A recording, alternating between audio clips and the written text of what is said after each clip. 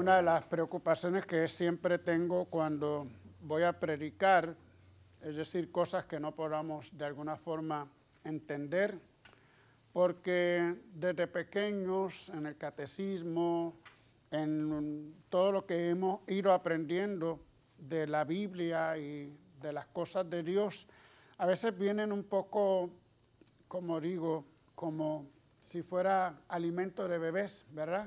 Leche materna, y por lo tanto se nos da en la medida en que cada uno lo puede asimilar, ¿sí?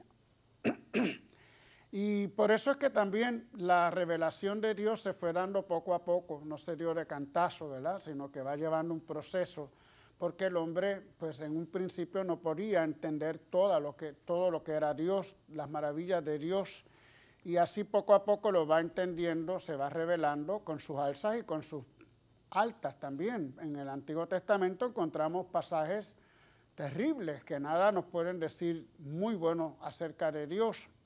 Pero a veces nos pasa también en la vida nuestra que hemos aprendido cosas. Por ejemplo, se me ocurre pensar en una, se nos enseñó siempre que al que se porta bien Dios lo recompensa y al que se porta mal Dios lo castiga. Eso lo tenemos bien metido dentro.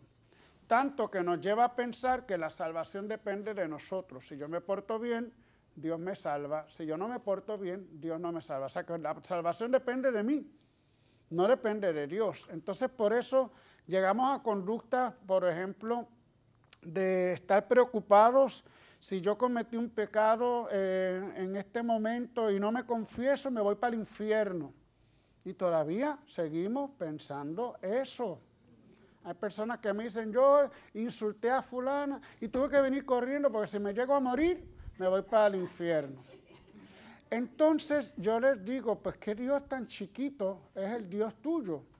Es un Dios pequeñito que depende de ti para condenarte o para salvarte. Como si Dios estuviera ahí pendiente de todas las cosas que tú, te agarré, ahora que vas para el infierno, ¿no? Sí, lo digo, se ríen un poco, pero es que así a veces pensamos. A los niños se les dice así, si te portas mal, la Virgen llora. Ya lo he dicho muchas veces. Y si te portas mal, Jesús no te va a querer. Entonces el niño pues crea un poco ese miedo de que si se porta mal, pues Dios no lo va a querer, imagínense. Jan, ¿verdad que Dios te quiere a ti? Claro que sí, Jan aprendió que Dios siempre lo quiere. Yo recuerdo siempre, no sé si alguna vez lo compartí, yo llevo 20 años en la misa televisada y muchas de estas historias quizás las habré dicho. Estando yo en México, en la puerta de una iglesia donde yo celebraba, un niño o una niña, no recuerdo, muy hermosa, sonriente conmigo, era un niño chiquitito, y se sonreía conmigo, yo estaba con mi hábito y, ay María, el niño, una felicidad de verme. Cuando llega la mamá al lado, le dice, este es el padre que te va a regañar si tú te portas mal. Y el niño se empezó a llorar. Muchas veces, ¿verdad? Con nuestras ideas tan metidas de castigar y de recompensar, torcemos las ideas y la imagen de Dios. Hacemos un Dios a nuestra medida, según lo que nosotros creemos. Y todo este prólogo para decir que muchas veces en la Biblia aparecen cosas y nosotros no las creemos tal y tal como están contadas, como cosas históricas. Fíjense cómo la monición de hoy empezaba diciendo, San Lucas pone en boca de María. Es decir, que nunca María proclamó quizás este Magnificat, ¿verdad? Bueno, decir así es muy fuerte. Quizás toda su vida fue un canto al Señor, ¿verdad? Toda su vida fue una proclamación y cuántas veces ella repetiría el cántico de Ana, de donde está basado este cántico. Así que es un decir, un poco. Pero Lucas no tiene miedo de poner en boca de María este Magnificat porque tiene un propósito. Y ese es el propósito que tenemos que nosotros encontrar para poder sacarle el mensaje del Evangelio de hoy. El Evangelio nos presenta a María que va a casa de Isabel y está allí por 3 meses, como nos lo dice al final del texto, ¿verdad? Estuvo allí 3 meses y entonces ya luego regresó a Judá, o más bien a Nazaret. Interesante porque Lucas conoce el texto de Crónicas donde se dice que el arca de la alianza, cuando llega a Jerusalén, que David hace toda una fiesta y danza alrededor del arca, luego esa arca se lleva a la casa de Obed-edom y donde allí permanece 3 meses. Es decir, nos está queriendo decir, María es la nueva arca de la alianza. En el arca se encontraba todo lo que representaba a Dios, el bastón de Moisés, las tablas de los 10 mandamientos, algunas otras cosas de culto, pero sobre todo era lo más santo que tenían, era la parte de su vida donde Dios se hacía más presente, tan presente que se expresaba a través de una nube, una densa nube que cubría la casa de campaña donde estaba el arca de la alianza. Pues María y Lucas, ese es el propósito, no lo hice por decirlo. Ah, qué coincidencia. No, Lucas ha dicho, yo quiero presentar a María como el lugar donde mora realmente Dios, el lugar de la presencia de Dios. Por eso en el texto anterior a este que hemos leído dice, el Espíritu Santo te cubrirá con su sombra.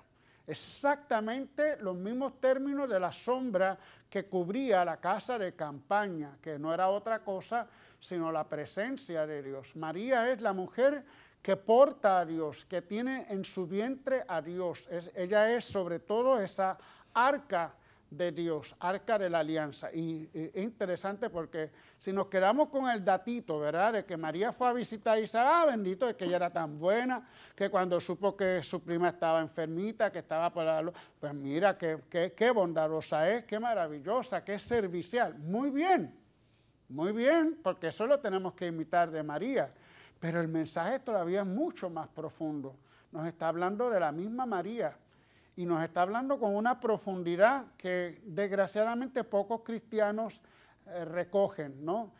Por ejemplo, muchos hermanos separados, yo a veces saco muchos de ellos, pero se quedan con el dato nada más, el dato histórico. Ah, pues María es una mujer muy buena, si era la mamá de Jesús, era muy buena y mira cómo asistía a y algunos que son más serios van profundizando más en lo que es María para nosotros. Pues bien, este encuentro que María tiene con Isabel es un encuentro que también es profundo el mensaje que nos quiere llevar.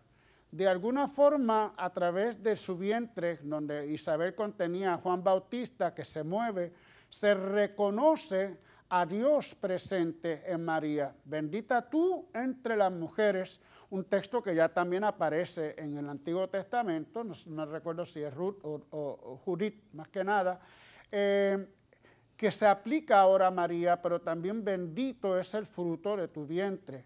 Bendito, bendecido, también conlleva esa densidad de Dios en una persona. Una persona es bendecida, es bendita cuando Dios se hace de tal manera presente en su vida que irradia a los demás esa presencia de Dios. Así que lo que nos está queriendo decir en este saludo interesante es precisamente eso, la profundidad de la presencia de Dios. Y luego también María, esta simple mujer sencilla, una doncella, es alabada por ser la primera creyente. Dice aquí, dichosa tú porque has creído, porque lo que te ha dicho el Señor se cumplirá. María es también modelo de los creyentes. Ella es la primera que cree que su hijo es el Hijo de Dios. Por lo tanto, María se convierte en ese modelo para creer, aún a pesar de que no lo entendamos todo, del todo.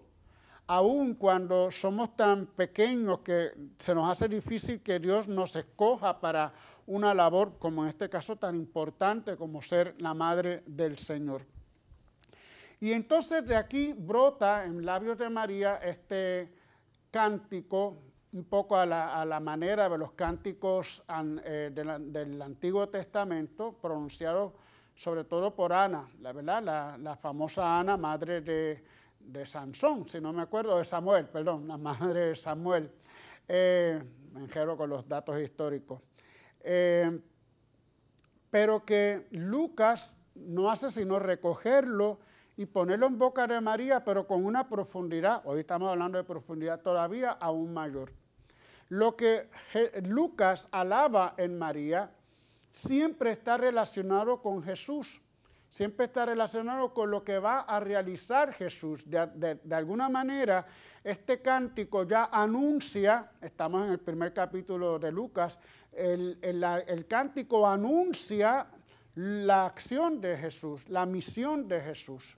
Y empezamos, proclama mi alma la grandeza del Señor, ¿por qué? Porque ha mirado la humillación de su esclava.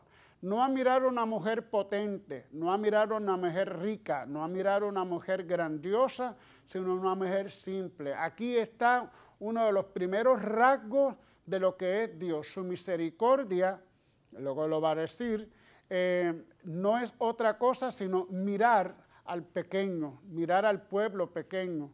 Israel era el más pequeño de muchos de los pueblos de aquella región, un pueblo que apenas nacía.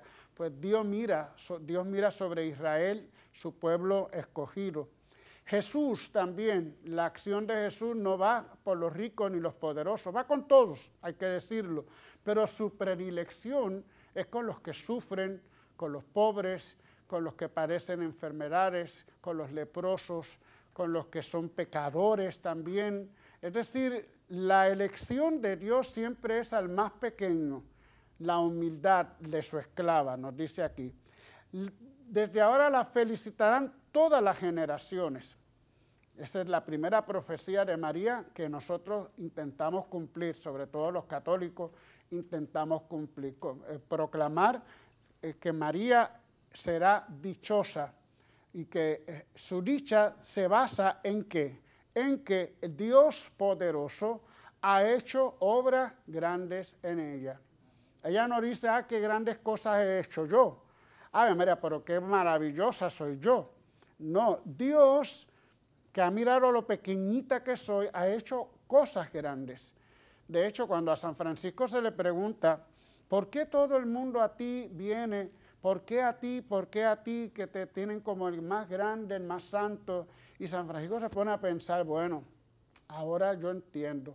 Escogió al más pequeño de todos. Escogió al peor de todos, al más pecador de todos que soy yo.